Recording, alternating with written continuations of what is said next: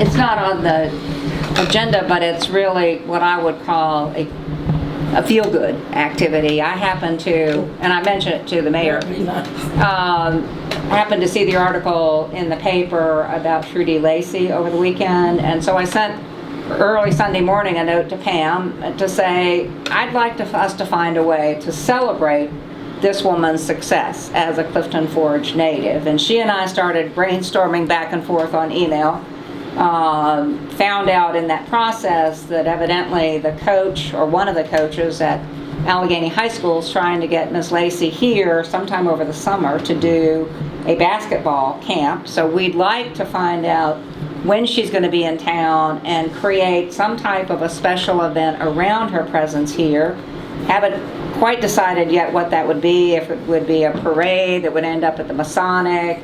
We thought about originally, until I heard about the coach asking for a basketball camp, that it would be nice to not only have a public event, but then have what I call a motivational speech by Ms. Lacey to some young people, so they could appreciate that you can grow up in Clifton Forge and you can be successful. And I mentioned also that the grandson to Wanda Davis, who I think most of you know, her grandson is with a professional football team, one of the northern teams, so I don't pay attention Cleveland. to them as Is he still with Cleveland? He was with the... He's with New York to start with. Is he going to Cleveland? We went to Cleveland. Yes. That's when we ate down there. Right, and I think he's still with them, and we're looking for when he would come home. Because they're going to have a good team. And so, I mean, I think we ought to be celebrating more. I was very glad that we were able to do what we did for Gretel Anderson. It was interesting that the same day that was in the paper, there was another 100-year-old.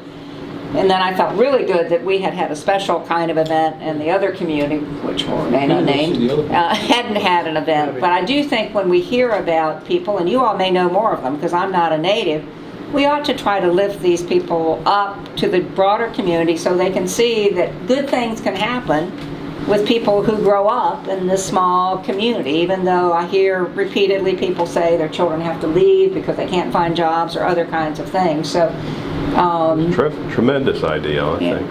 So as we find out more about when Ms. Lacey will be in town, I'd like to get back with and work with Pam and get back with some ideas about how we could celebrate that. Well, her sister Tila is going to let me know when her schedule will permit her to be here for the basketball camp. And then that's when we can do something around that same time.